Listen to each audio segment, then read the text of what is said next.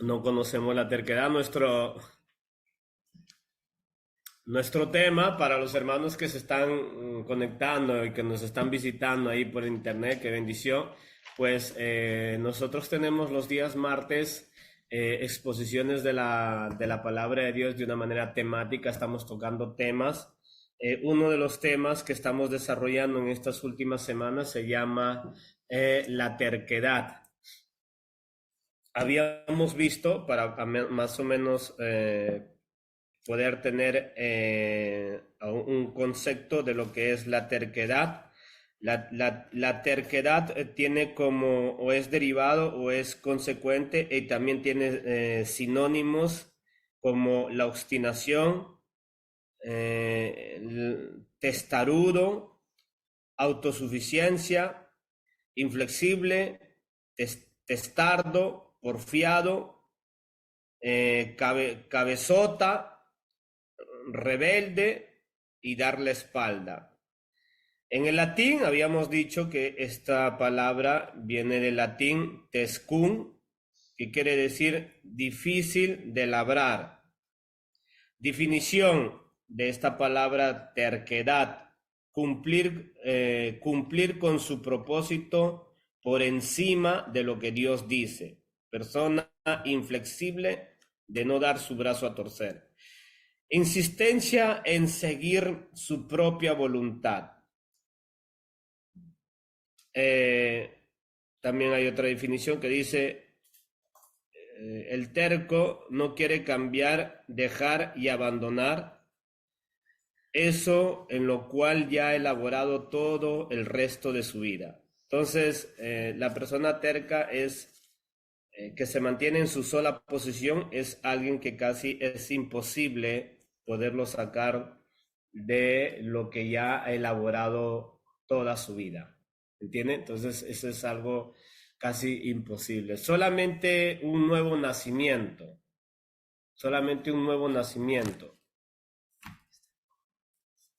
Ahora, solamente un nuevo nacimiento puede cambiar la naturaleza terca del ser humano. Solamente un nuevo nacimiento.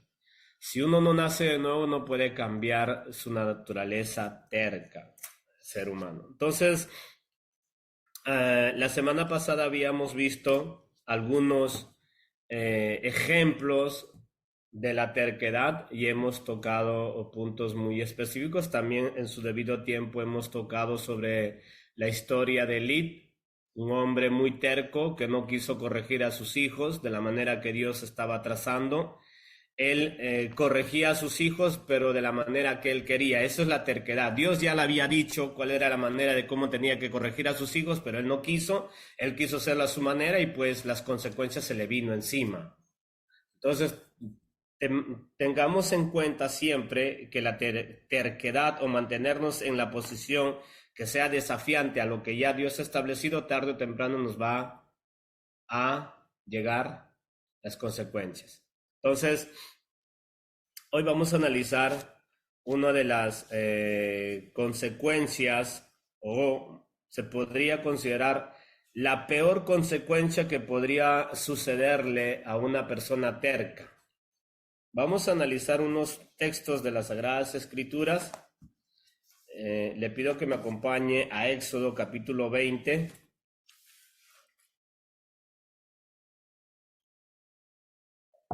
Éxodo capítulo 20.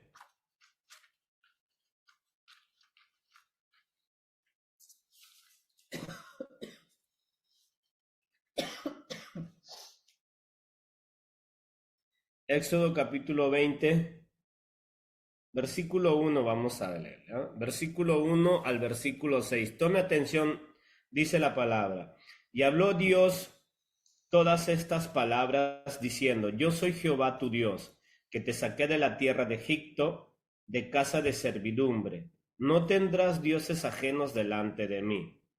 No te harás imagen ni ninguna semejanza de lo que está arriba en el cielo, ni de abajo en la tierra, ni en las aguas de debajo de la tierra. No te inclinarás a ellas, ni las honrarás, porque yo soy Jehová tu Dios, fuerte y celoso, que visito la maldad de los padres sobre los hijos hasta la tercera y cuarta generación de los que me aborrecen. Y hago misericordia a millares a los que me aman y guardan mis mandamientos. Hasta ese verso. Una de las advertencias que siempre Dios ha dado a su pueblo, y desde el inicio de la creación del ser humano, también al ser humano, fue de que si se violenta lo establecido de Dios, siempre va a acarrear consecuencias. Lamentablemente, hermanos, hay una idea que se ha hecho en cuanto a las cosas de Dios que pensamos que a veces nosotros, los seres humanos, podemos vivir como que Dios no existe. Y al punto que esa creencia lo hemos transportado al ámbito eclesiástico. Hoy nos encontramos con creyentes que pareciera ser que en realidad no tenemos principios bíblicos ni principios de Dios. Pareciera ser que somos desconocedores de las cosas de Dios.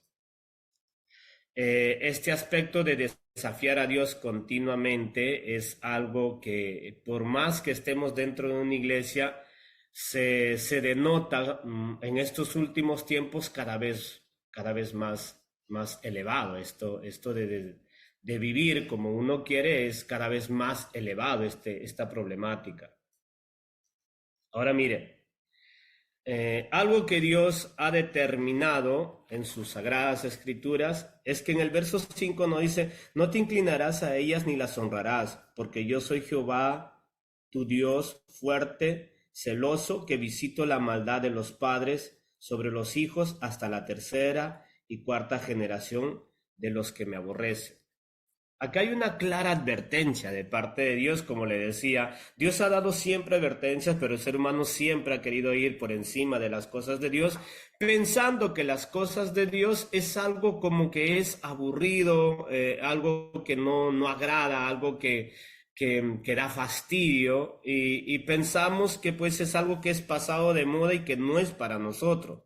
Lo que no entendemos a veces es que Dios es un Dios de límites. Dios pone límites.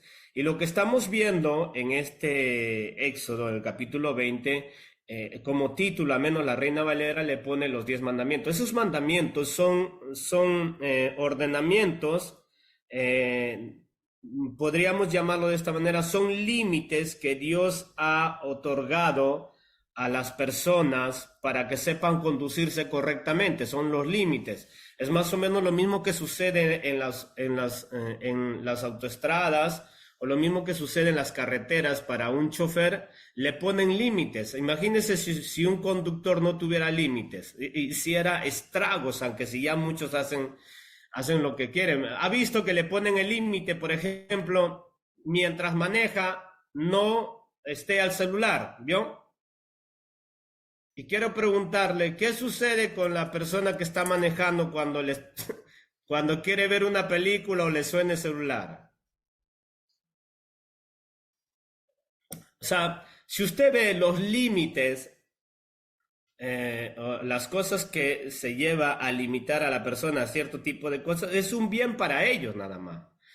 La mayoría de accidentes que están sucediendo desde que la tecnología ha llegado a estos aparatos electrónicos como los celulares han aumentado de una manera catastrófica, tan terrible que la mayoría de accidentes automovilísticos o diferentes aspectos de medios de transportes han catalogado que la mayor causa de accidentes es por causa de esto.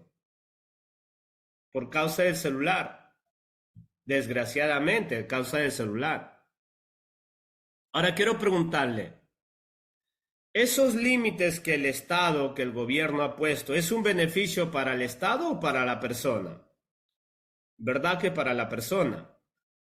Pero ¿a quién le gustan los límites? Nadie. Casi a nadie le gustan los límites. Todo el mundo siempre quiere hacer lo que quiere. Al punto, hermano, al punto que hace poco, seguramente ustedes han visto en las noticias, que hay este programa conocido, seguramente los que conocen bastante celular lo saben, este programa que se llama Los YouTuberos, YouTube, ¿cómo se les dice? Los YouTubers, ¿no? Que andaban grabando y en esa insensatez de estar grabando cosas así, manejando uno y el otro con el celular o con la mano manejando, distraído, viendo por aquí, viendo por allá, pues el muchacho le atropelló o le vino encima a una señora y a su hijita, mató a los dos, a la mamá y a la hijita, ¿no? A la mamá y a la hijita. Pero el tema es que yo quiero trazar esto es que hay una terquedad, porque la terquedad viene a desafiar a los límites que se nos ponen, ¿me entiendes? Son los límites que se nos ponen.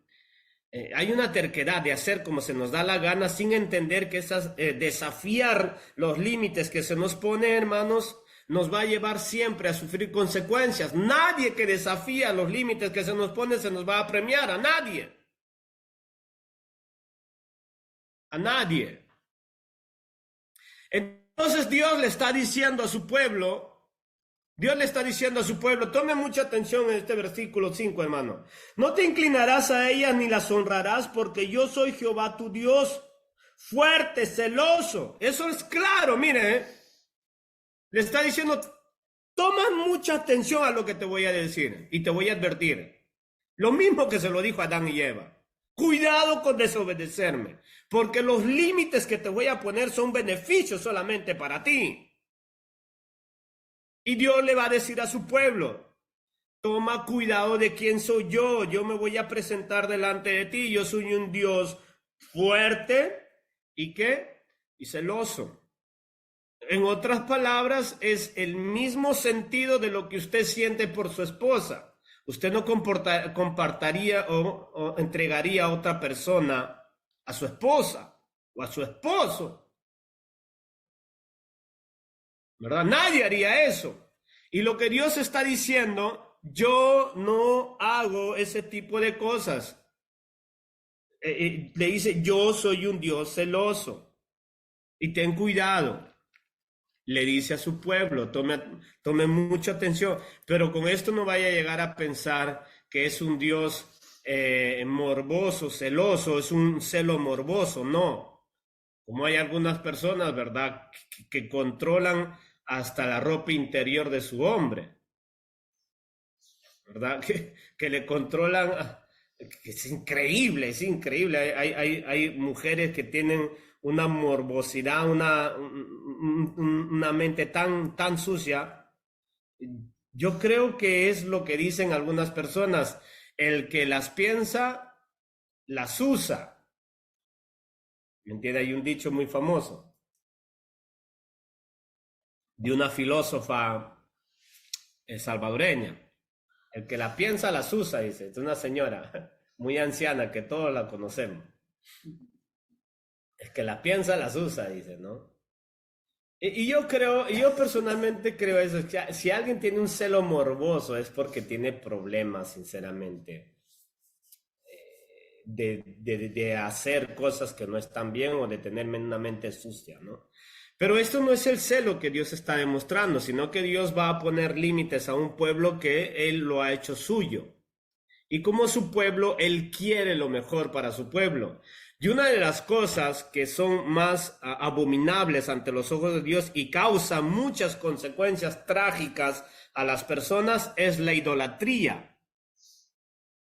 Ahora mire, quizás detrás de este sentido textual que estamos leyendo ahí pareciera ser no tener mucha importancia, que tiene que ver mucho ese tipo de cosas. ¿Por qué Dios está en contra de la idolatría?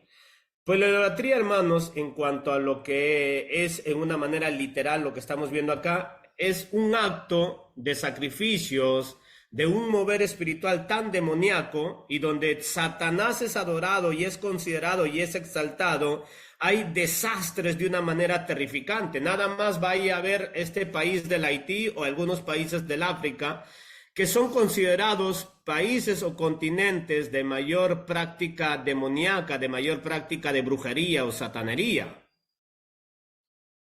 ¿Me entiendes? Está sucediendo cosas terribles.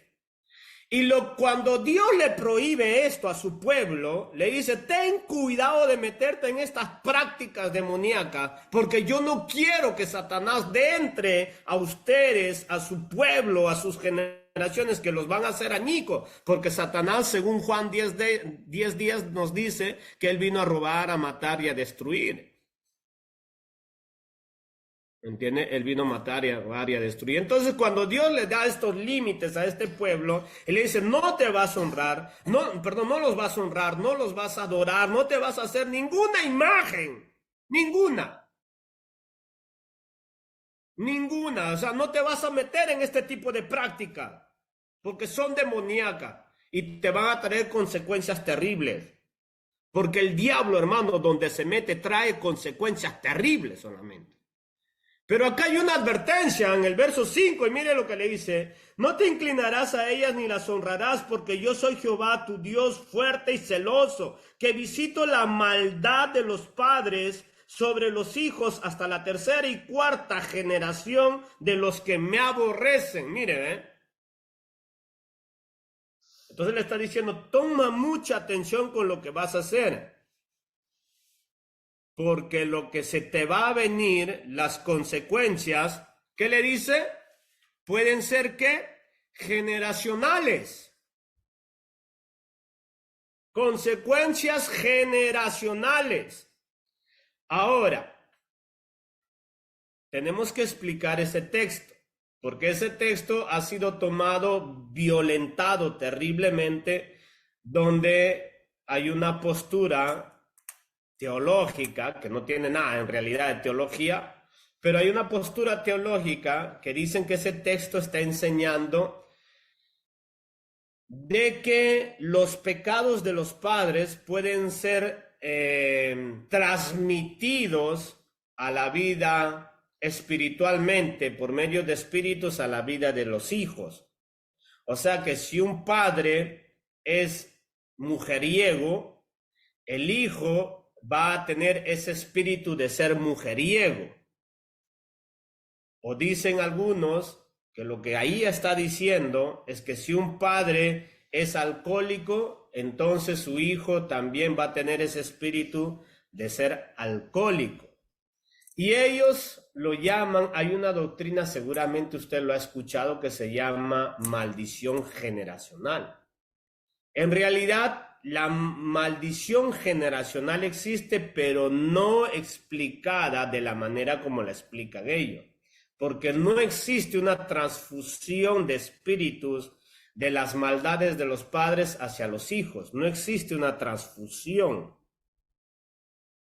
Lo que sí existe es que el estilo de vida de los padres va a influenciar tremendamente la vida de los hijos. Para bien o para mal. En este caso le está diciendo Dios a Israel, ¿verdad? Cuídate de esta práctica, porque si cometes esta práctica te va a traer consecuencias gravísimas a tus hijos, a tus nietos y a tus bisnietos. ¿No? Entonces le está diciendo, ahora, hermano, quizás es un texto muy complicado de poder interpretar. Lo que vamos a hacer es poder hacer un exégesis tocando otros textos que aclaran esta situación.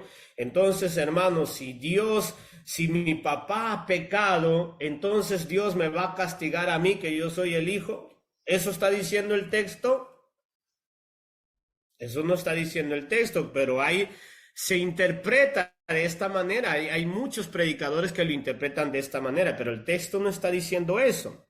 Ahora, para poder entender un poquito mejor, que ahora vamos a entrar de una manera más profunda sobre este texto, el texto 5, vamos a ir a Deuteronomio capítulo 24, verso 16,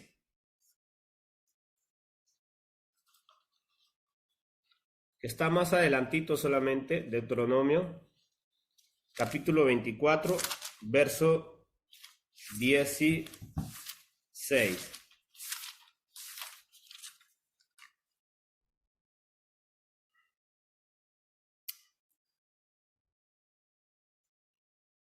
Dice la palabra: los padres no morirán por los hijos, ni los hijos por los padres. Cada uno morirá por su pecado.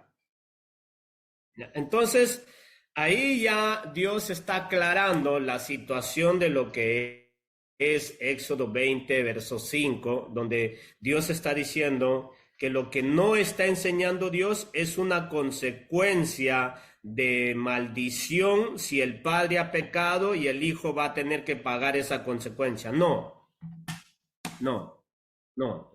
Dios nos está diciendo en Deuteronomio 24, 16, los padres no morirán por los pecados de los hijos, ni los hijos por los padres, cada uno morirá por su pecado. O sea, lo que Dios está diciendo es que cada persona que peca va a tener su propia consecuencia, sea el padre o sea el hijo, porque el padre y el hijo tienen el libre albedrío de decidir, de tomar decisiones, ¿entiende? Entonces no es el hecho que porque mi papá fue así, entonces yo tengo que ser así, ¿no? Y para eso tenemos tantos enseñamientos bíblicos que demuestran que pues hay hijos que no fueron como su papá o como su abuelo. Pero sí, hermano, sí, tenemos que ser realistas, que una mala conducta, que es un patrón de vivir del padre o de la madre, sí viene a ser aplicado por los hijos, pero de una manera mal ejemplar. ¿Me entiende? Desgraciadamente. O sea que el mal ejemplo o lo negativo se le pega al hijo.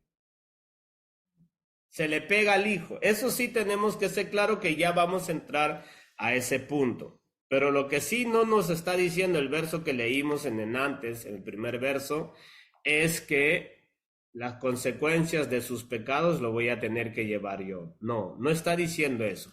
Cosa que desgraciadamente hay algunos enseñadores que postulan sobre esta maldición generacional y le están echando agua, le están echando flores, le están echando aceite, le echan no sé qué cosa como para sacarle demonios de lo que su padre le ha metido a usted. Y eso no es así.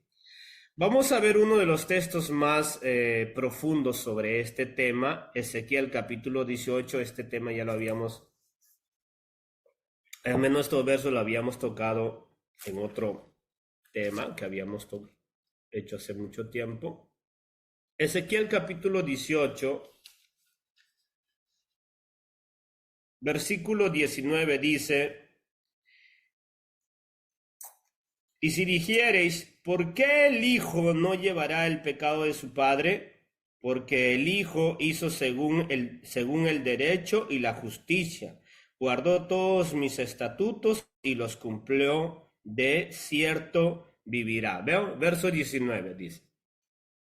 Entonces, tenemos la posibilidad, aunque si hayamos nacido en un ambiente de alcoholismo, tenemos la posibilidad de tomar decisiones y decir, no, no, yo no me voy a alcoholizar. Yo no me voy a alcoholizar.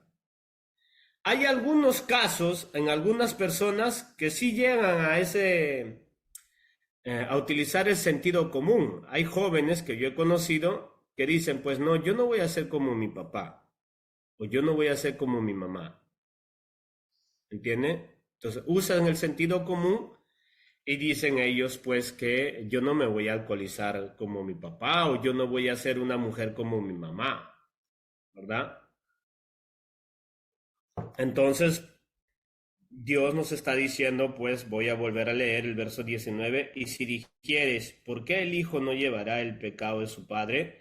Porque el hijo hizo según el derecho y la justicia, guardó todos mis estatutos y los cumplió. De cierto vivirá.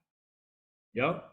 En otras palabras, aunque si usted tiene un papá o una mamá cristiana que haya hecho lo que se le da la gana, no le da derecho a usted a repetir las mismas torpezas de sus padres. ¿Me entiende? No le da derecho, porque usted conoce lo que es de Dios. Por consecuencia tiene que hacer lo que Dios manda, no lo que les han hecho ver sus padres. Ojo con que a eso vamos a llegar más adelante, ¿ya? Este es el punto, lo que vamos a trazar. Versículo 20 dice, el alma que pecara, esa morirá. El hijo no llevará el...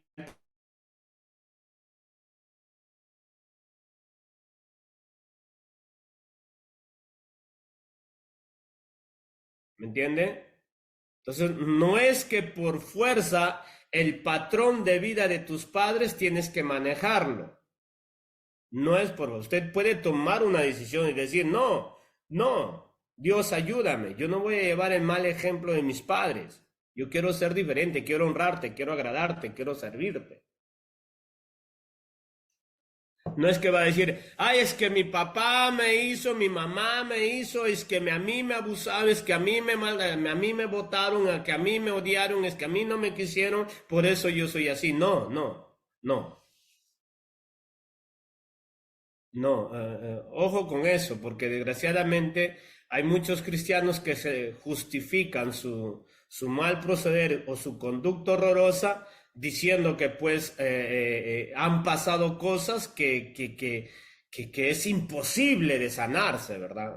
Tengan mucho cuidado porque Dios nos está aclarando que cada uno de nosotros tiene la libertad de tomar decisiones en base a lo que es correcto y en base a lo que es justo, o como puede tomar decisiones de seguir el mismo patrón que tuvieron sus padres, ¿no? Puede tomar decisiones. Versículo 21 dice, mas el impío se apartará de todos sus... Dice, mas el impío, si se apartare de todos sus pecados que hizo y guardara todos mis estatutos e hiciera según el derecho de la justicia, de cierto vivirá y no morirá. Todas las transgresiones que cometió no le serán recordadas, en su justicia que hizo vivirá. ¿Quiero yo la muerte del impío? Pregunta Dios, ¿verdad? Dice Jehová el Señor. No vivirá dice, no vivirá si se apartare de sus caminos. El verso 24. Mas si el justo se apartara de su justicia y cometiera maldad e hiciera conforme a todas las abominaciones que el impío hizo, ¿vivirá él? Ninguna de las justicias que hizo le será tenidas en cuenta. Por su rebelión con que prevaricó y por el pecado que cometió, por ella morirá. Si dijereis, no es recto el camino del Señor, oíd ahora, casa de Israel, no es recto mi camino, no son vuestros caminos torcidos, apartándose el justo de su justicia y haciendo iniquidad, él morirá por ella. Por la iniquidad que hizo morirá, y apartándose el impío de su impiedad que hizo y haciendo según el derecho y la justicia, hará vivir su alma, porque miró y se apartó de todas sus transgresiones que había cometido. De cierto vivirá, no morirá. Si aún dijere la casa de Israel, no es recto el camino del Señor, ¿no son rectos mis caminos, casa de Israel? Ciertamente, vuestros caminos no son rectos. Por tanto, yo os juzgaré a cada uno según sus caminos, oh casa de Israel. Dice Jehová el Señor, convirtíos y apartaos de todas vuestras transgresiones, y no os será la iniquidad causa de ruina. Echad de vosotros todas vuestras transgresiones con que habéis pecado, y haceos un corazón nuevo y un espíritu nuevo. ¿Por qué moriréis, casa de Israel? Porque no quiero la muerte del que muere, dice Jehová el Señor. Convertíos, pues, y viviréis. Ese es el deseo de Dios. Ese es el propósito del plan de Dios, pero lo que estamos viendo acá Es que Dios explícitamente y tácitamente, Él está diciendo algo, hermano, que no hay una maldición generacional de transmisión de espíritus hacia el hijo suyo. ¿Me entiende? Sino lo que Dios nos está diciendo, que el camino que la persona llega a tomar es una decisión que personal. Es una decisión personal. O sea que no existe esa idea de que alguien pueda llegar a decir, ay, es que a mí me abandonaron, es que a mí me botaron, es que usted no conoce a mi mamá, a mi papá, usted no conoce al tío que me creció, a mí me abusaron, me hicieron daño, me aprovecharon, me esclavizaron, me negaron, y por eso soy así. No, no. Lo que usted ha llegado a hacer es pura decisión suya. Pura decisión. Decisiones que ha tomado. Que ha decidido ser de la misma manera que ha sido su padre, su madre, y que ha crecido en ese ambiente lleno de odio, de amargura, de resentimiento. Y ese es el estilo de vida que ha decidido llevar. Entonces Dios dice, el alma que peca,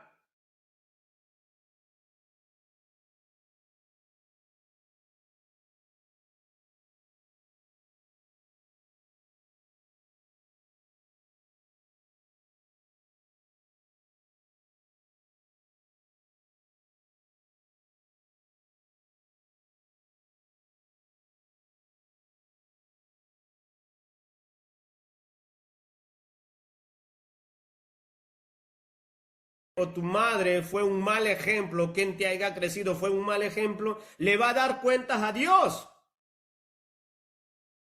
Le va a dar cuentas a Dios. Le va a dar cuentas a Dios. Pero no existe esa tal maldición generacional en el sentido como lo explican algunos, que se te transmite espíritus cuando usted nace, lo que hizo tu padre, por fuerza usted tiene que llevarlo, usted tiene que cumplirlo. No existe esa idea. No hay en ninguna parte de las escrituras ese concepto bíblico. Tanto es cierto que cuando los discípulos del Señor Jesús y el Señor Jesús estaban pasando y había un hombre ciego, le preguntaron sus discípulos, ¿y este por qué nació ciego? ¿Pecaron sus padres o él? Ya había ese tipo de creencias y el Señor Jesús le puso claro, le dijo, no, ni sus padres ni él, sino lo que tiene él es para que llegue este momento donde la gloria de Dios se manifieste sobre él. ¿Me entiende? Entonces no es que porque hermano y por qué mi hijo es perdido, entonces por lo que fui perdido yo, entonces no, es la decisión que tomó, la decisión que tomó. Ahora, habiendo visto esto, que cada individuo es responsable de sus propios actos, de sus propias decisiones, hermano. Si usted se va al infierno, no le va a decir a Dios, pues, ¿por qué me estás mandando ahí, Señor? Si el culpable de cómo yo fui fue la culpa de mis padres. Es una decisión personal que usted toma. ¿Entiende? O sea, si es una persona terca y no quiere cambiar y quiere vivir su vida como quiere y esto adjudica a a la mala crianza que ha tenido, entonces, pues hermano, no hay más esperanza para su alma, sino una horrenda expectación de juicio, nos dice en el libro de Hebreos. Ahora, habiendo visto esto, vamos a examinar un ratito el versículo 5 del capítulo 20 de Éxodo. Dice algo, no te inclinarás a ellas ni las honrarás, porque yo soy Jehová tu Dios, fuerte y celoso, que visito la maldad de los padres sobre los hijos hasta la tercera y cuarta generación de los que me aborrecen. La palabra visitar es, Dios va a considerar y va a ver la conducta, las decisiones y el estilo de vida que va a llevar su hijo y su nieto y su bisnieto Y dice algo claro, tome atención, algo claro dice. Y esa generación que me aborrece va a sufrir ¿qué? Las consecuencias. Ahora, ¿qué es lo que puede causar, hermano, que una generación suya aborrezca a Dios? A ver, ¿qué es? Que una generación suya llegue a aborrecer a Dios. ¿Qué es lo que puede causar que una generación suya aborrezca a Dios? La palabra aborrecer es no querer, no desear de Dios, renegar a Dios, detestar a Dios o burlarse de Dios. Esa es la palabra aborrecer a Dios, ¿no? ¿Qué es lo que puede causar que una generación suya, mía, mi generación, pueda aborrecer a Dios? Según este texto. Mi terquedad. Mi terquedad. Si yo soy obstinado y soy terco, en vez de obedecerle a Dios, me mantengo en mi posición. En este caso, ¿de cuál es la posición? ¿Cuál es la primicia que Dios está diciendo en este texto? Él está hablando del problema más grande que existe en la humanidad, que es la idolatría. Y que tanto es cierto que nosotros hemos visto que Dios compara la testardanza, la obstinación con la idolatría. Es algo que detesta profundamente el Señor. Y aquí Dios le está diciendo a su pueblo, si tú te inclinas y si tú sirves y si tú te dedicas y si tú te sometes y si tú haces a algo que te aprisiona, a algo que te agarra, que te ata, que te encadena, se convierte en un ídolo, y si tú te atas a eso, vas a tener consecuencias generacionales. Y vamos a ver en las escrituras cosas impresionantes, hermano, que Dios está advirtiendo a su pueblo, ¿verdad? Está advirtiendo a su pueblo. Es un pueblo que tiene bien claro las cosas, qué es lo que Dios dice. Dios le está diciendo, no vas a hacer esto, porque si haces eso, yo voy a ver tus generaciones cómo va. Y aunque si usted no lo crea, hermano, el patrón de vida que llega a vivir este pueblo al cual Dios le está hablando y le está diciendo no tengas este estilo de vida, ellos llegan a tener ese patrón de vida en su vida de ellos. Mire lo que nos dice Jueces, por ejemplo, vamos a leer un ratito Josué capítulo 24. Josué capítulo 24, aquí estamos viendo que Dios le dice, ¿verdad? No honrarás dioses ajenos, no te inclinarás a ellos, porque si no vas a tener ¿qué? Consecuencias generacionales. Consecuencias generacionales. Ahora, Josué, vamos a ver qué es lo que nos dice el capítulo 24, versículo 14. En adelante dice la palabra, ahora pues temed a Jehová y servirle con integridad y en verdad. Esto es lo fundamental que tenemos que llegar a entender nosotros, hermano. Los puntos esenciales que se ha olvidado que la iglesia, a menos la mayoría de creyentes ha olvidado, es la manera en la que Dios pide cómo tenemos que ser creyentes. Y esto es transmitido en el Nuevo Testamento. El mismo Señor Jesús lo dice, ¿verdad? Mi Padre está buscando verdaderos adoradores que lo adoren en espíritu y en verdad. Entonces esta es una línea conductual. Esto no es lo que estamos leyendo ahorita, no es una ley de Moisés, no es una regla de Moisés. Este es un estilo de vida permanente. Esta es una regla espiritual para siempre. Y mire lo que le dice, versículo 14 otra vez. Ahora pues, temed a Jehová y servirle con integridad y en verdad. Y quitad de entre vosotros a los dioses a los cuales sirvieron vuestros padres al otro lado del río en Egipto, y servid a Jehová. ¿Qué le está diciendo Josué a esa generación que estaba con él y que ya habían dejado ya otra generación antes de él? ¿Verdad? ¿Qué le estaba diciendo a esa generación que estaba, la de Josué? Esa gente que estaba con Josué era la segunda generación. La primera generación quedaron tendidos en el desierto. Ninguno de ellos pasó. La primera generación que salió de Egipto, hermano, esa generación recibieron el mandato de Dios. Éxodo capítulo 20, versículo 5, donde le dice, no te inclinarás. Y aquí Josué les está diciendo a los israelitas, al pueblo, a esa generación que está con él, le dice, no sirvan a esos dioses o a esas esculturas que sirvieron vuestros padres.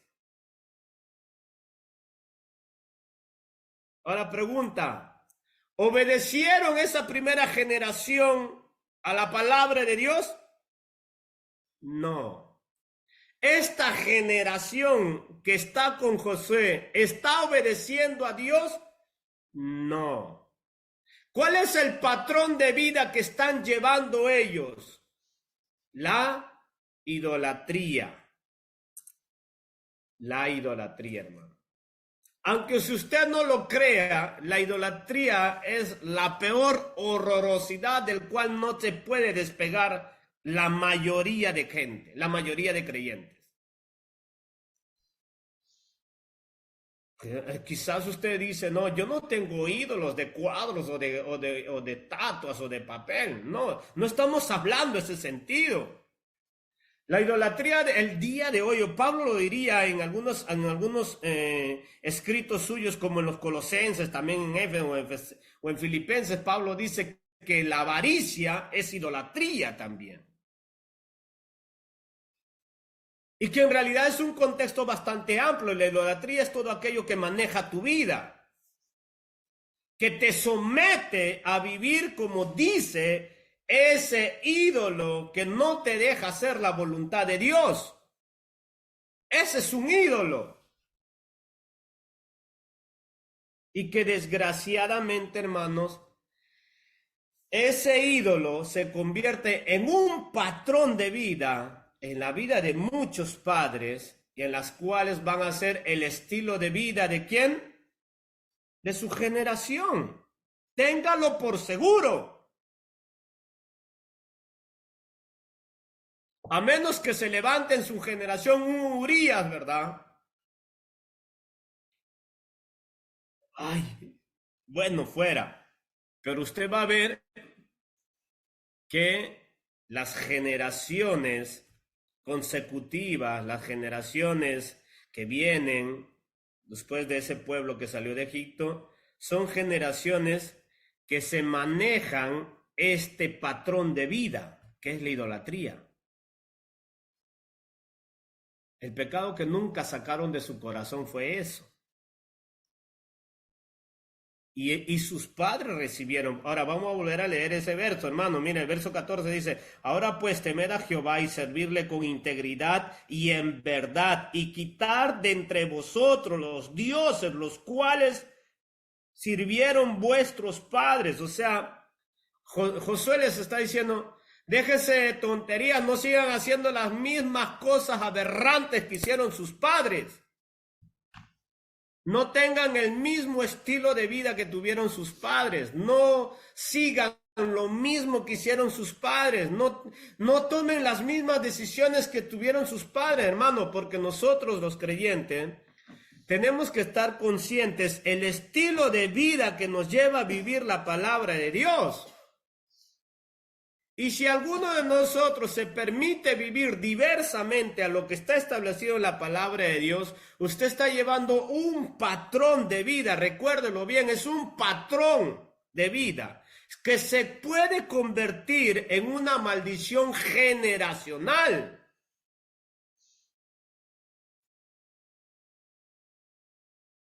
¿Verdad?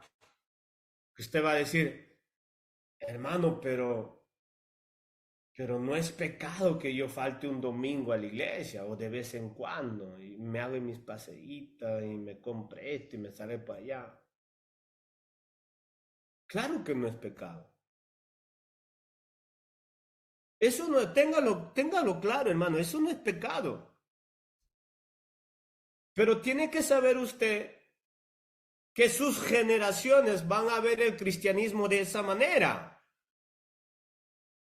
Van a preferir cosas absurdas que venir a la iglesia.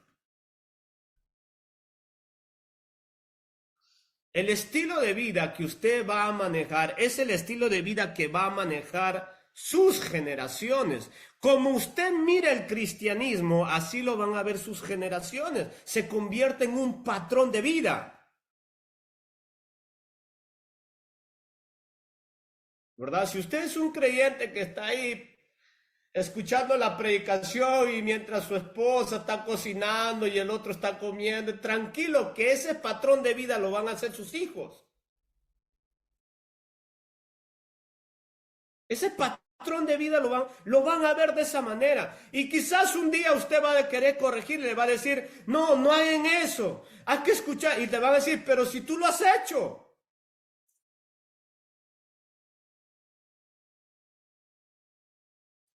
Mire, cuando llega el punto que sus hijos le griten a la esposa o le griten al esposo y le falten el respeto a la esposa o al esposo, es porque han aprendido ese patrón de vida en casa. Y ellos están seguros que están bien con Dios. Porque los israelitas, si usted le pregunta, ¿ustedes están bien con Dios? Ellos te van a decir, claro, por supuesto. Mejor que nadie. Estamos bien con Dios.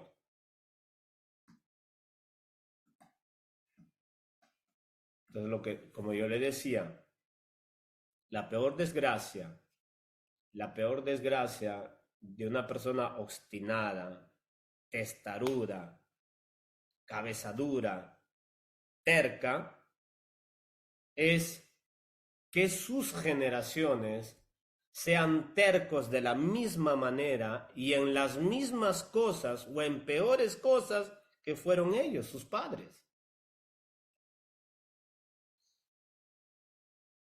Mire lo que nos dice Josué. El verso 15 dice, y si mal os pareciese servir a Jehová, escogeos hoy a quién sirváis. Si a los dioses a quienes sirvieron vuestros padres, ¿qué hicieron sus padres? Ahora sería bueno que sus hijos, usted pregunte a sus hijos, ¿verdad? Mi amor, ¿a quién crees que yo estoy sirviendo? Entonces, ay, papá, mamá, tú vas a la iglesia cuando puede, cuando quiere, cuando no hay otra cosa más importante. Tú haces las cosas de Dios cuando se te da la gana. Sería bueno que preguntes a tus hijos, ¿verdad? ¿Qué clase de vida cristiana yo estoy llevándole?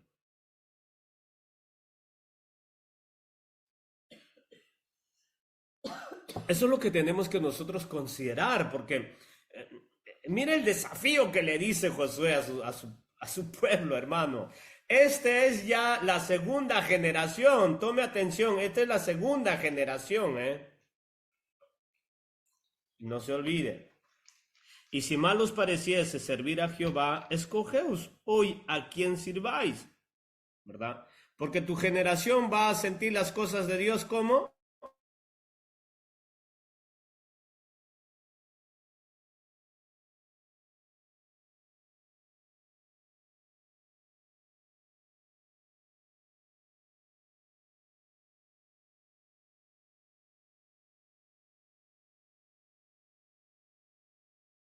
¿Se me escucha?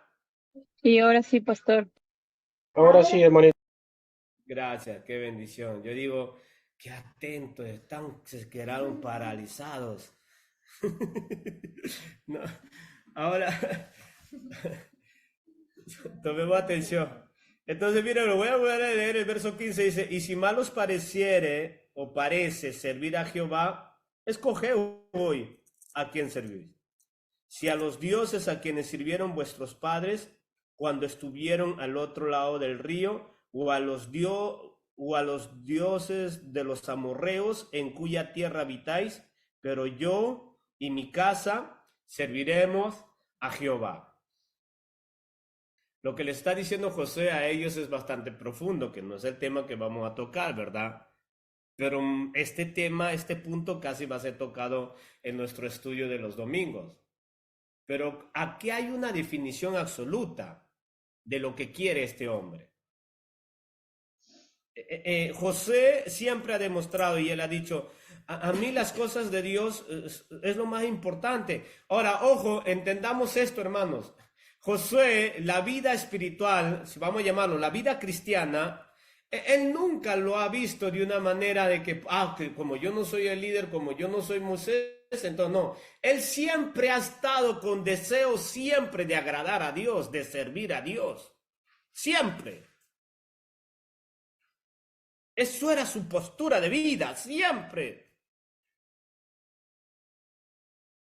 Por eso es que ¿qué cosa significa querer agradar a Dios? Querer servir a Dios. Y él define de esta manera, ¿no? Le dice, yo no sé ustedes qué es lo que van a decidir, servir a sus dioses como sirvieron sus padres, como lo hicieron sus antepasados, de esa misma manera, ese es un patrón de vida, el cual lo están haciendo porque lo están haciendo.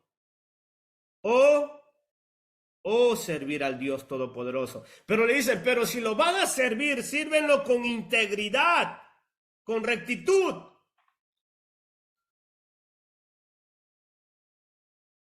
Porque no vale la pena, hermanos, servirle a Dios como se nos da la gana, pues. O sea, y ese es un punto que nosotros tenemos que llegar a entender. ¿Qué cosa es ser verdaderamente íntegro en las cosas de Dios? Estable, permanente, entero, completo, dedicado, apasionado. Y es eso lo que le está diciendo Josué a ellos. No vale la pena querer servir a las cosas de Dios y a la misma vez están haciendo otro tipo de cosas. No, le dice, tomen decisión. Yo y mi familia los voy a agarrar, los voy a arrastrar, los voy a llevar a vivir las cosas como Dios manda, punto. De eso me encargo yo, dice Josué. De eso me encargo yo. Integridad. Y es de esto que requiere un cristiano en estos tiempos, integridad. Yo voy a llevarle, José está diciendo, yo voy a llevar a mi familia a vivir el cristianismo de la manera que Dios dice. ¿Por qué? Le voy a decir una cosa, ¿sabe por qué Josué tiene esta definición de lo que es vivir en Dios? Porque él jamás de los jamases, hermanos, tuvo algo más importante que Dios para su vida. Jamás. Jamás. Para él no existía otra cosa nada más que agradar a Dios. Tanto es cierto, usted ya ha visto la historiología de lo que es Josué. Cuando Moisés estaba allá arriba en el monte recibiendo las palabras de Dios, el que estuvo a faldas de ese cerro terrible, temible, estaba Josué. Las cosas de Dios para él nunca fueron de color de rosa o pajaritos por ahí, como algunos queremos vivir el evangelio como se nos da la gana, mezclado. Él tenía bien claro qué cosa es honrar a Dios y qué cosa es agradar a Dios. Por eso les dice a ellos, yo no sé ustedes qué van a decidir, pero yo decido esto. Yo y mi familia. Claro. Eso es tener claro una posición y no tener un ídolo en su corazón. En el corazón de José no había algo o alguien que lo distrajera o que lo disminuyera o que lo exoneraba de las cosas o de su responsabilidad eclesiástica. No había. No existía. Él no tenía ese patrón de vida. No sabemos nada de otro tipo de situaciones, Pero lo que sí sabemos es que es un hombre que siempre que se ha demostrado en la Biblia, un hombre que siempre ha buscado de Dios, que ha querido agradar a Dios. Y él dice, mi responsabilidad es agarrear a mi familia de esa misma manera. Él no tenía ídolos. Entonces tendríamos que preguntarnos, ¿verdad? Si hay algún ídolo que me hace ser rebelde, terco a lo que Dios quiere hacer con mi vida. Porque cuando la persona no vive de la manera que Dios dice, es porque tiene un ídolo, hermano. Es un ídolo, el ídolo tiene el poder, la propiedad de hacernos, ¿qué? De hacernos tercos. Tercos y obstinados. Porque no queremos salir de ahí. Ahora, versículo 17 dice, porque Jehová nuestro Dios es el que nos sacó a nosotros y a nuestros padres de Egipto, de la tierra de Egipto, de la casa de servidumbre, el que ha hecho estas grandes señales y nos ha guardado por todo el camino por donde hemos andado, en todos los pueblos por entre los cuales pasamos. Y Jehová arrojó de delante de nosotros a todos los pueblos y al amorreo que habitaba en la tierra. Nosotros pues también serviremos a Jehová, pues él es nuestro Dios. Entonces Josué, mire lo que dice el pueblo, hermano. Versículo 18 dice, y Jehová arrojó delante de nosotros a todos los pueblos, al amorreo que habitaba en la tierra. Nosotros pues también serviremos a Jehová, porque él es nuestro Dios. Mire, eso está respondiendo el pueblo, porque Josué les dijo, ¿verdad? ¿A quién quieren servir? Y ellos dicen, no, nosotros queremos servir a Jehová, porque él es nuestro Dios. Entonces Josué dijo al pueblo, no podréis servir a Jehová, porque él es Dios santo y Dios celoso, no sufrirá vuestras rebeliones y vuestros pecados. Se lo pone claro, ¿verdad? Porque emocionalmente uno dice, no, yo sí voy a servir a Dios como Dios manda, de la manera que Dios quiere. Y José le dice, no, no, no, no, no, no. No van a servir a Dios de la manera que se les da la gana, sino de la manera que Dios ha establecido, porque Dios es un Dios celoso y santo. ¿Verdad? Celoso y santo. Versículo 20 dice, si dijeres a Jehová y serviré, si dejares a Jehová y sirvieres a dioses ajenos, él se volverá y os hará mal y os consumirá después que os ha hecho bien. El pueblo entonces dijo a Josué, no, sino que a Jehová serviremos. Y Josué respondió al pueblo, vosotros sois testigos contra vosotros mismos, de que habéis elegido a Jehová para servirle. Y ellos respondieron, testigos somos. Quitad pues ahora los dioses ajenos que están entre vosotros, e inclinad vuestro corazón a Jehová, Dios de Israel. Y el pueblo respondió a Josué, a Jehová nuestro Dios serviremos y a su voz obedeceremos. Entonces Josué hizo pacto con el pueblo el mismo día y les dio estatutos y leyes en Sequim. Y escribió Josué estas palabras en el libro de la ley de Dios, y tomando una gran piedra la levantó ahí debajo de la encima que estaba junto al santuario de José.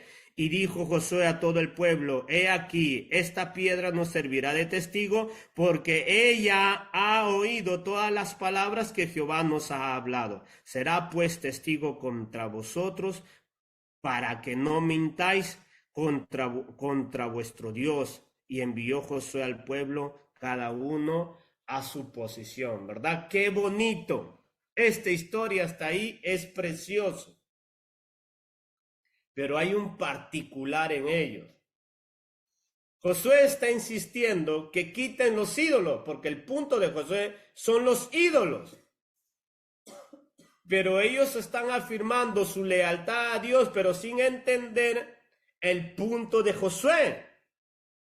El problema de ellos no es que ellos no querían servir a Dios. Ellos querían servir a Dios, pero de la manera que se les daba la gana. Lo que ellos no estaban notando era el punto en que está insistiendo este hombre. Y mire lo que dice, no, nosotros vamos a servir a Jehová, porque Él es nuestro Dios. Nosotros también decidimos como tú, queremos hacer las cosas como Dios manda, dicen ellos. ¿Cuántos de nosotros le hemos dicho eso a Dios? ¿Ha visto que hay una señal de pacto ahí? ¿Cuántas veces le hemos prometido a Dios y le hemos dicho, Señor, yo te prometo, Dios, que voy a hacer las cosas como tú mandas? Ya no voy a hacer esto, ya no voy a hacer lo otro, Señor, te prometo, me voy a esforzar, te voy a agradar. ¿Cuántas veces hemos decidido hacer las cosas como Dios manda? ¿Cuántas veces?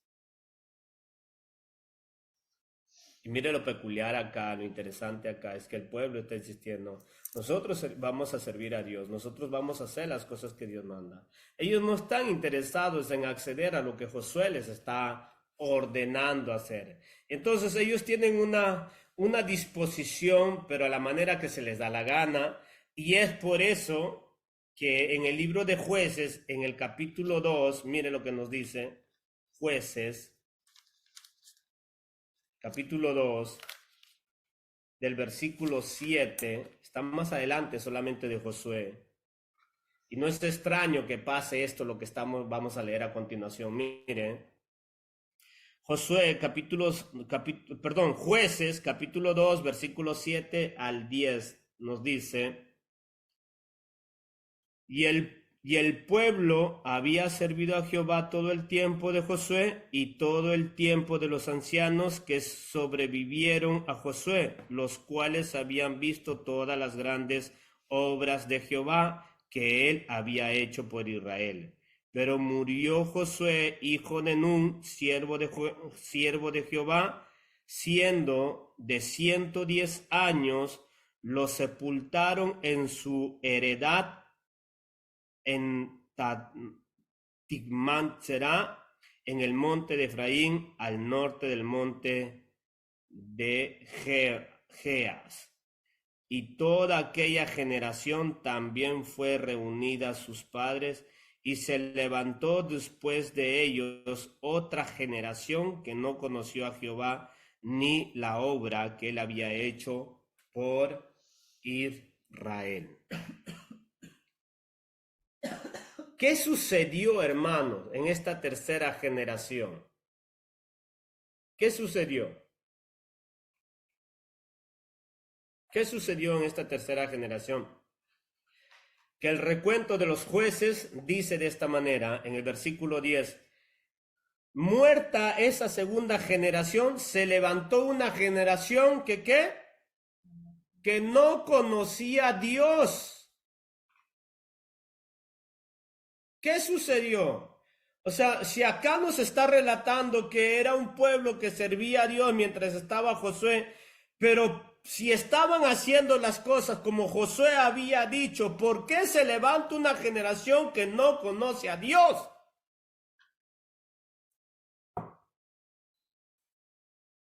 ¿Qué sucedió con esa generación? ¿De dónde salieron esa generación? ¿Acaso no eran hijos de esta segunda generación? ¿No eran hijos de esta segunda generación? Bueno, seguramente usted ha leído la Biblia y usted sabe muy bien el proceder de Israel desde que salió de Egipto. La primera, la segunda, la tercera, la cuarta, la quinta, la sexta, la séptima, la octava, la novena, la 12ª generación. Usted ya lo sabe su conducta de ellos. Y aunque si la segunda generación prometieron eso, siempre vivieron haciendo las cosas como se le da la gana. Y mire, ¿qué es lo que causa? ¿Qué es lo que pasa cuando un corazón es testarudo, hermano? Es testardo, es algo que no quiere arrancar de su alma, que no quiere arrancar de su corazón, que no quiere llegar a entender que esas cosas lo van a dañar generacionalmente, al punto que se va a levantar una generación que te va a decir literalmente, yo no quiero nada de ese tu Dios, no me interesa. No me interesa tu Dios, me aburre, me cansa, me da fastidio escucharte. ¿Usted qué cree que esta generación, la segunda generación, cree que no le instruyó, que no le habló, que no le enseñó, que no le... Si eso era el mandamiento que Dios le ha hablado, hermano, y por cultura, en los libros históricos de los judíos, está escrito que todas las generaciones, los niños desde que tienen uso de razón, tenían que recitar la Shema. Todas las generaciones recitaron eso. Oye, oh Israel, Jehová tu Dios uno es. Eso lo sabían todos. Pero siempre, todas las generaciones de ellos fueron rebeldes, obstinados en hacer lo que se les da la gana, testarudos, tercos. Al punto que se levanta una generación de ellos que no quiere nada de Dios. No nos interesa. Quizás usted por ahí tiene hijos que quizás es como su papá o su mamá, ¿verdad? Sí, vamos a la iglesia, pero sí. Pero va a llegar una generación donde te va a decir, ¿sabes qué? Yo de Dios no quiero nada. ¡Nada! Pero sus decisiones que van a tomar tienen que ver mucho con la terquedad de la primera y la segunda generación. Porque le han demostrado un Dios falente, un Dios inútil, un Dios torpe, un Dios permisivo, un Dios que puedes hacer con él lo que se te da la gana. Y Dios desde el inicio le ha dicho, yo soy un Dios fuerte y celoso, ten cuidado. Pero como eres un cristiano que haces con su vida lo que se da la gana, pues no quieres tomar disciplina, no quieres ser entendido, no quieres vivir como Dios manda, no quieres temer a Dios. Y quizás ahorita estás en una segunda generación como la de Josué. Que sí quiero de Dios. Quizás tus hijos, tienes una generación ahorita, quizás sí, vamos, hay que leer la Biblia, hay que orar. Pero que en realidad en la práctica, en la entrega, en la dedicación, en la pasión, en la consagración, en el servicio, no le importa un comino.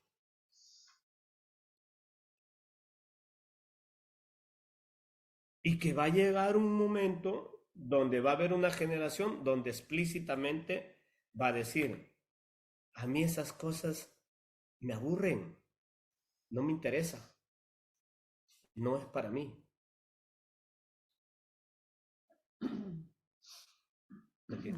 Eso va a llegar. Va a llegar. Yo no sé si usted ha tenido padres cristianos. Y si usted ha sido un cristiano, quizás igual que sus padres. Y que quizás ha llegado ahorita una generación donde te ha dicho, a mí de Dios no me gusta, no me interesa.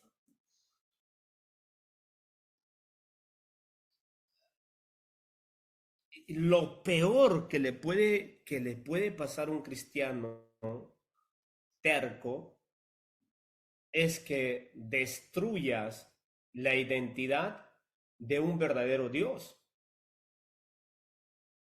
Que tú le muestres un Dios permisivo y que puedes hacer como te da la gana. Si quieres cambias, si no quieres no cambias, si quieres te entregas, si no quieres no te, si quieres sirves, si no quieres cuando se presenta algo. No sé qué clase de Dios les está haciendo ver a tu generación, no lo sé. Pero si no le haces ver ese Dios que dice la Biblia, que es un Dios terrible, ¿no? Que es un Dios celoso, que es un Dios que toma en cuenta de cómo vives tu vida cristiana, si no le haces ver ese Dios que exige excelencia, disciplina, integridad, si no le haces ver ese Dios, si no le muestras a tus hijos ese Dios que produce cambios en la vida de la persona, se te van a destruir tus generaciones. Y ojo con eso, hermanos, que Dios está diciendo, yo voy a ir a ver tu generación, va a venir a ver tus hijos, va a venir a ver tus nietos y va a venir a ver tus bisnietos. Y tenga cuidado con qué cosas está siendo testado, porque eso va a ser un patrón para tus hijos, para tus generaciones. Eso va a ser el estilo de vida. Mire, hay una ilustración fantástica en el libro de los Hechos, en la traducción TLA. Si lo podemos proyectar, por favor, hermano. Hechos capítulo 7, traducción TLA, del versículo 39 en adelante. Esto es fantástico lo que va a desarrollar Esteban, es magistral este historial bíblico dado por uno de los más grandes siervos de Dios de los primeros días del cristianismo. Mire, dice, Hechos capítulo 7, verso 39 al 60. Dice, pero los israelitas fueron rebeldes, no quisieron obedecer a Moisés y en cambio deseaban volver a Egipto. Un día los israelitas le dijeron a Aarón, el hermano de Moisés, Moisés nos sacó de Egipto, pero ahora no sabemos qué le sucedió. Es mejor que nos hagas un Dios para que sea nuestro guía y protector. Hicieron entonces una estatua con forma de toro y sacrificaron animales para adorarla. Luego hicieron una gran fiesta en honor a la estatua y estaban muy orgullosos de lo que habían hecho. Por eso Dios decidió olvidarse de ellos, pues se pusieron a adorar a las estrellas del cielo. En el libro del profeta Amós dice, pueblo de Israel, durante los 40 años que anduvieron por el desierto, ustedes nunca me presentaron ofrendas para adorarme. En cambio, llevaron en sus hombros la tienda con el altar del dios Moloc y la imagen de la estrella del dios Refán. Ustedes hicieron sus ídolos y los adoraron. Por eso yo haré que ustedes se los lleven lejos, más allá de Babilonia. Allí en el desierto nuestros antepasados tenían el santuario del pacto que Moisés construyó según el modelo que Dios les había mostrado. El santuario pasó a padres, a hijos, hasta el tiempo que Josué llegó a ser nuestro jefe de Israel. Entonces los israelitas llevaron consigo el santuario para ocupar el territorio que Dios estaba quitándole a otros pueblos, y el santuario estuvo ahí hasta el tiempo del rey David. Como Dios quería mucho a David, le pidió permiso para construirle un templo donde el pueblo de Israel pudiera adorarlo. Sin embargo, fue su hijo Salomón quien lo construyó. Pero como el Dios poderoso no vive en lugares hechos por seres humanos, dijo por medio de un profeta, el cielo es mi trono, sobre la tierra apoyo mis pies, nadie puede hacerme una casa donde pueda descansar. Yo hice todo lo que existe. Antes de terminar su discurso, Esteban les dijo a los de la Junta Suprema, ustedes son muy tercos. ¿Cómo? No entienden el mensaje de Dios. ¿Son iguales a quiénes? A sus antepasados. Siempre han desobedecido al Espíritu Santo. Ellos trataron mal a todos los profetas y mataron a los que habían anunciado la venida de Jesús, el Mesías, al que ustedes traicionaron y mataron por medio de los ángeles. Todos ustedes recibieron la ley de Dios, pero no la han obedecido. Hasta ahí nomás. ¿Qué era lo que eran ellos? El versículo 51. Muy tercos. No entienden el mensaje de Dios. Son iguales que sus antepasados. Siempre han desobedecido al Espíritu Santo. Siempre han hecho lo que quieren. Siempre. Yo siempre he repetido algo cuando yo aconsejo a alguien. antes de que nosotros pudiéramos hablar o opinar o considerar algo, hermano, tenemos que estar muy seguros que lo que voy a considerar, hablar o aconsejar sea algo de lo que está escrito en la Biblia, de la manera como Dios quiere que se viva, de la intención y de la profundidad de lo que Dios exige. Porque si yo me voy a meter a hacer las cosas de Dios de la manera como se me da la gana, según mis posibilidades, según mis tiempos, según mi pensamiento, según mis ideas, usted va a levantar una generación de mediocres, de hipócritas, de flojos en su casa. Y va a llegar una generación suya donde le va a decir: a mí de tu Dios no me interesa nada. Porque llegó una generación que estaba tan torcida y pervertida que mataron al mismísimo Mesías. Y puede llegar una generación suya, donde quizás en este momento tienes una generación que mal que bien vive como le da la gana, claro, pues tiene una figura que no le está mostrando al Dios que dice la Biblia. Está mostrando a un Dios permisivo, entendible, chochera, que todos nos acepta, nos comprende, Él sabe por lo que pasamos, Él sabe por qué no vamos a leer, por qué no leemos la Biblia, por qué no nos consagramos, por qué no nos dedicamos, por qué no cambiamos.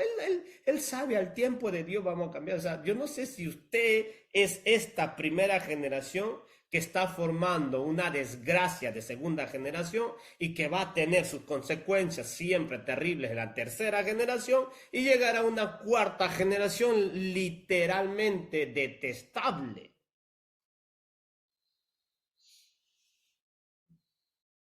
Yo no sé cómo estamos viendo el cristianismo nosotros, pero todo es a causa de ¿qué?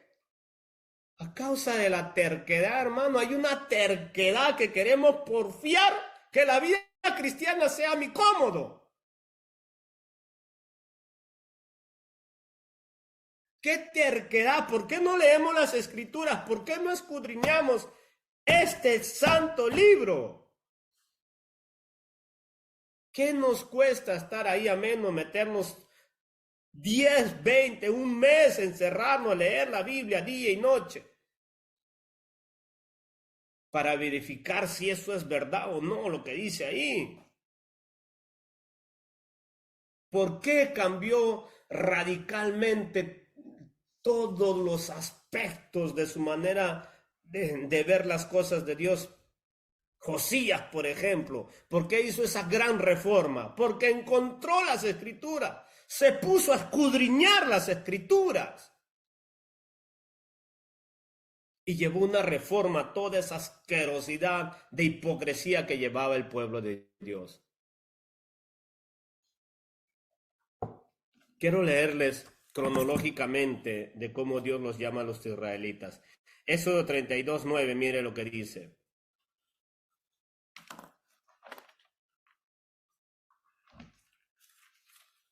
Éxodo 32:9, Dios le llama de esa manera. 32:9 dice: dijo Jehová a Moisés: yo he visto a este pueblo, que por cierto es un pueblo de dura cerviz. Si lo pueden leer, alguien si lo puede leer en la versión TLA o NTV, cualquiera de esos dos.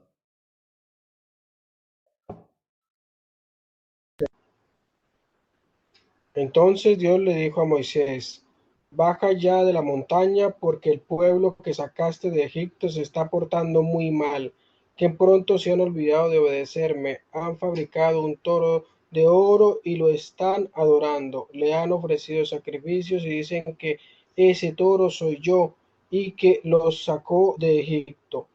Los he estado observando y me he dado cuenta de que son muy tercos. Verso ahora Deuteronomio 31:27.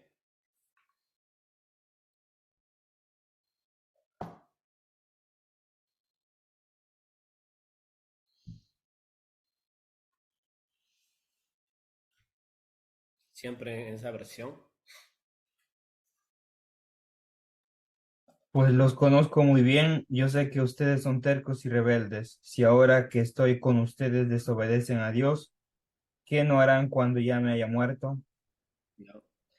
Ahora, segunda de Crónicas 38, siempre en esa versión.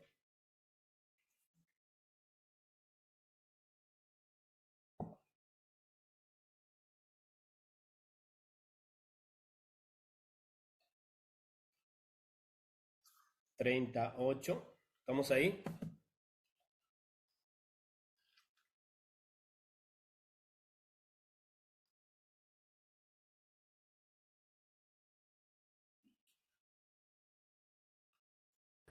Está del 6 en adelante, hermano, no importa.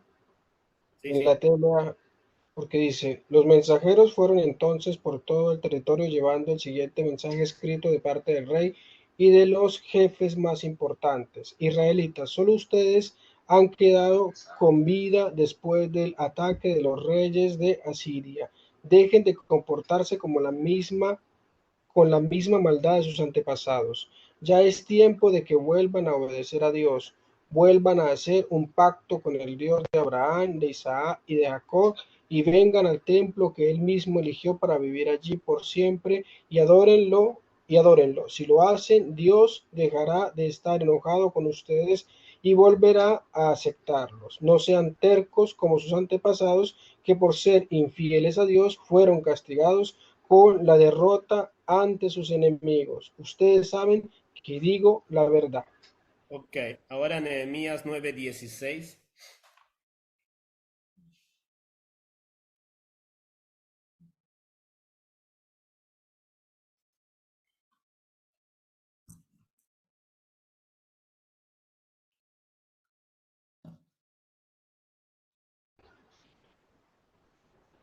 Pero nuestros antepasados fueron orgullosos y tercos, no te obedecieron.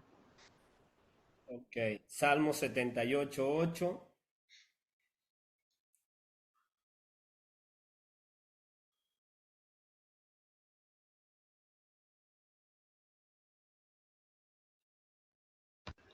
Así no seremos rebeldes como lo fueron nuestros abuelos, tan malvados eran sus pensamientos que Dios no podía confiar en ellos.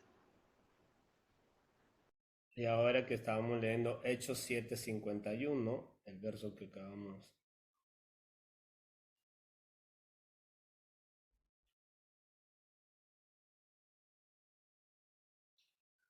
7:51, ¿qué dice? Hechos, hermano, no lo Sí, entendí. Hechos 7:51, sí, hermanito.